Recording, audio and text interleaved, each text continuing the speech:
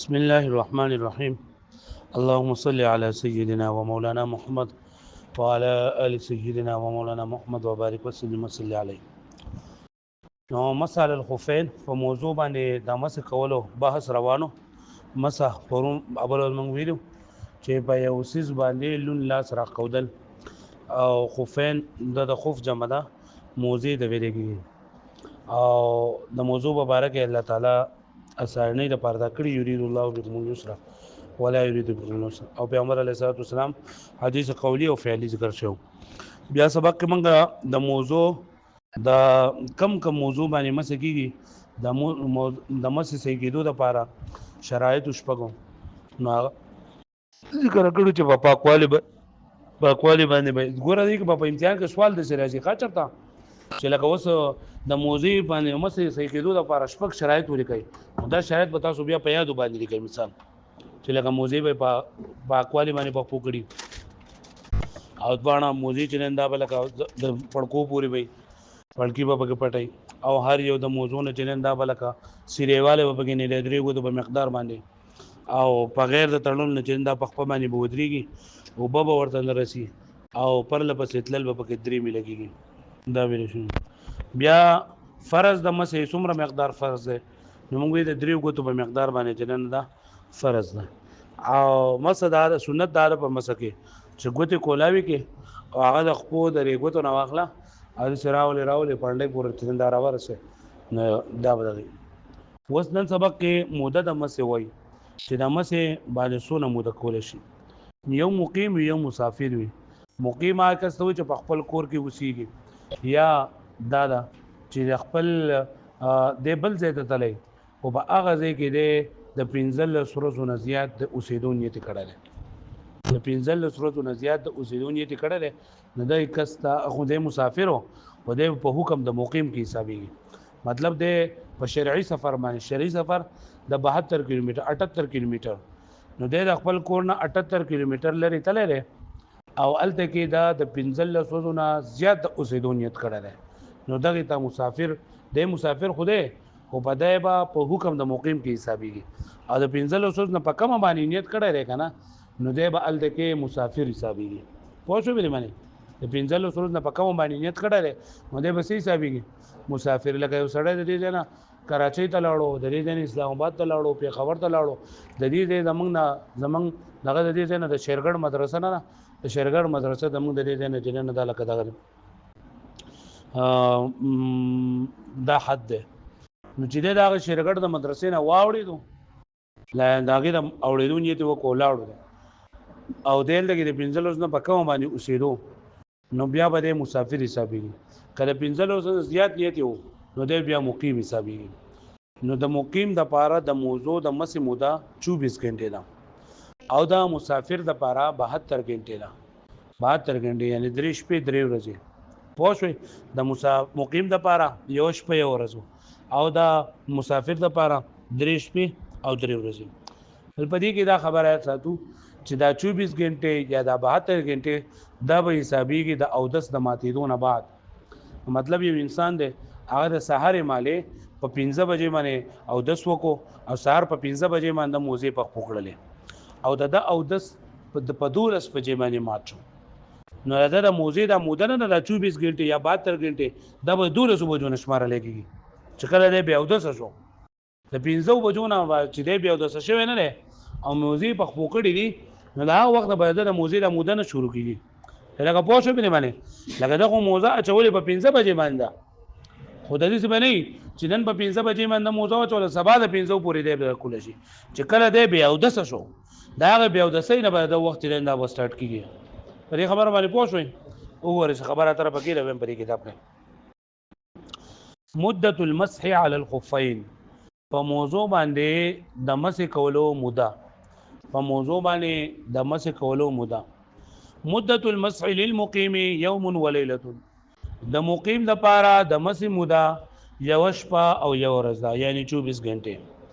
ومدة المسح للمسافر او موده د مسح د مسافر د پاره 3 ایام مع لياليها 3 ورځې دي سره د 3 شپونه. تبتدئ مدة المسح دا خبره کوم چې د مسما وکړه تبتدئ مدة المسح شروع کیږي با مدد مسح من الوقت الذي حصل فيه الحدث دا هغه وخت نه چې د پکې بیا د سر راغلی دا هغه وخت نه با موده د مسح شماريږي چې کله بګیده د بیا د سر راغلی لا من الوقت الذي لبس فيه الخفين و دا هغه وخت نه نو په کوم وخت کې چې د موزه په خو کړی دا هغه وخت نه په ټایم نه حسابيږي کوم وخت نه چې د څه کړی دا موزه په خو کړی دا هغه پوه شو به دی باندې او مثال ورته ما وی کنه چې ساره په 15 بجې باندې موزه په خو کړی دا نو د 15 بجو نه بعد ټایم نه شمارل کېږي بلکې چې کله دې بیا د څه شو لګه ماته سوې چې په 12 بجې دی بیا د څه شو نه ټایم د 12 بجو نه شروع کېږي پوه شو به دی باندې وس مسلې د دې مطابق دادي چې مقیم باندې سونا دغه مدد ده د سونا غنټه د کولې شي 24 غنټه په زور وای کنه سو کولې کی 24 غنټه وز د 10 غنټه وشي یا 20 غنټه وشي یا 45 غنټه وشي خوده په دې بینس کې په لاړو سفر لاړو په مینس کې په چرته لاړو سفر لاړو نو دې په وز 72 غنټه پوره کړي 100 غنټه پوره کړي 72 غنټه پوره کړي پوهڅوي مې باندې دغه شان دی مسافر دی نو مسافر چې لاول موزي په خپو کې نو بده باندې با 100 غنټه 72 غنټه خوده درې 72 غنټو نه مخکې دی مقیم شو نو که یو ورځ یو شپې پوره کړی و چې بیا دې په دغه ټایم باندې بیا موزي دی وباسي پوهڅوي مې باندې د موضوع مسې ماته نه او کچرتا د یو شپه یو ورځ نو پوره کړي مطلب د مسافرو او الته کې د موزي په خپو کړلې کوړ ته راغې خپل علاقې ته راغې 15 غنټې ته تیرې شوې نو دی به اوس یو شپه یو ورځ پوره کوي سو پوره کوي یعنی 24 غنټې پوره کوي کله د مخکې نه 30 پوره کړی وي 35 پوره کړی وي نو بیا هغه به نور پوره کول نشته بیا دې څنګه راغې موزي به وباسي پرې باندې پوه شو تاسو وګورئ ورته وسو ولو مسح المقيم کچر د مقیم مس وکړه ثم سافر او بیا د سفر وکړو قبل تمام مدته د دې مودې پوره کولو نه مخکې نو اکمل مدت المسافر نو دی به د مسافر موده پوره کوي یعنی 100 غنټې به پوره کوي په زور باندې وایي ولو اقام المسافر او کچرته مسافر مقیم شو بعد ما مسح يوما وليله ورسل د دینه چې د 24 غنټې د مس پوره کړی وي نو انتهت مدت مسحه نو د مسح د موده وسش ولا پورا شولا یلکه دی بوس اخو نوري مسی نه کوي پوه شو ویني معنی پرې پوه شو ولو اقام المسافر كمسافر مقیم شو وقد مسح اقل من يوم وليله او د مس کړي وا د ویش په یو ورځ نه پکمه باندې 24 غنټې لا نه پورا کړي نو يكمل يوما وليله مدة المقيم نو دی به پوره کې یو شپه او یو ورځ مدد د مقیم لکه پوه شو ویني معنی پرې پوه شوي نواقض المسح على الخفين و په موضوع باندې د مسح به کله ماتېږي په موضوع باندې د مسح به کله ماتېږي یو خبره خدا ده چې کم څه او داس ماتې جوړه ده مسح ماته کړل دی به دوباره مسح کوي د دې نه علاوه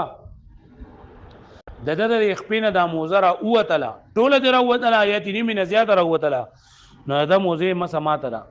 پوه شوي یا دې ته اوبر اړلې یا د موزه سری شولا نو دا موزي د مسې ماته نه اوس چې کله د موزي مسې ماته شوله